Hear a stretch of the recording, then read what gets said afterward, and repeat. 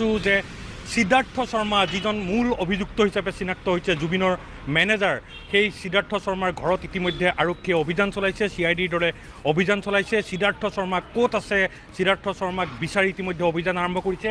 আৰু এইটো হৈছে অৰ্কিড এপাৰ্টমেণ্ট ধীৰেণপাৰাত থকা, আৰু সিদ্ধাৰ্থ এইটো অৰ্কিড এপাৰ্টমেণ্টৰ ৩য় নম্বৰ ফ্ল'ৰত সিদ্ধাৰ্থ শৰ্মা থাকে। আৰু সিদ্ধাৰ্থ শৰ্মাক বিচাৰি ইতিমধ্যে CIDৰ দলে এয়া অভিযান ইতিমধ্যে আৰম্ভ কৰিছে। মই নিউজ লাইভৰ দৰ্শকসকলক দেখুৱাইছোঁ যে কিছু সময়ৰ পূৰ্বে CIDৰ এটা বৃহৎ টীম, প্ৰায় ৩৫জনীয়া এটা বৃহৎ টীম CIDৰ চাৰিওফালে গৈছে। তেওঁলোকে সকলো বিষয় যে সিদ্ধাৰ্থ শৰ্মা, শ্যামকানু মহন্ত, তেওঁলোকৰ ঘৰত তেওঁলোকৰ অভিযান চলাইছে, তেওঁলোকক বিচাৰি অভিযান আৰম্ভ কৰিছে। মই দেখুৱাইছোঁ CIDৰ এটা টীম কিছু সময় পূৰ্বে এইটো এপাৰ্টমেণ্টত, সিদ্ধাৰ্থৰ থকা এইটো এপাৰ্টমেণ্টত আহি প্ৰৱেশ কৰিছে। কিন্তু এই মুহূৰ্তত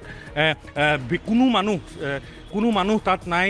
সিদ্ধাৰ্থৰ যিটো ঘৰ আছে সেই ঘৰত কোনো মানুহ নাই, সম্পূৰ্ণ খালী হিচাপে আছে, তলা মৰা আছে। ইতিমধ্যে CIDৰ দলটোৱে মেজিষ্ট্ৰেটলৈ অপেক্ষা কৰিছে। তেওঁলোক অহাৰ লগে লগে যিটো তলা মৰা আছে সেই তলা ইতিমধ্যে ভাঙিব বুলি আমি খবৰ পাইছোঁ। আৰু আৰক্ষী ভিতৰত প্ৰৱেশ কৰি CIDৰ টীম ভিতৰত প্ৰৱেশলৈকে সূক্ষ্মভাৱে তালাচী চলাব।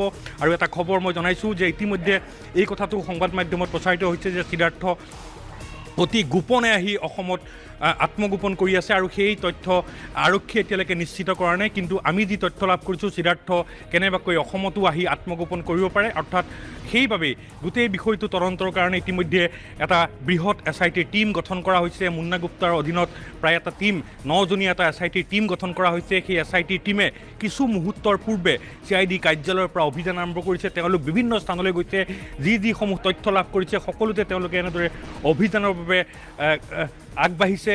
ৰাইজৰ দাবী, অসমৰ এটা হীৰা নাইকিয়া হৈ গৈছে, এটা মূল সম্পদ অসমৰ পৰা নাইকিয়া হৈ গৈছে। আৰু সেই মূল সম্পদটোৰ মূল অভিযুক্ত হিচাপে চিনাক্ত হৈছে যে নৰ্থ ইষ্ট ফেষ্টিভেলৰ শ্যামকানু মহন্ত আৰু জুবিনৰ যিজন মেনেজাৰ আছিল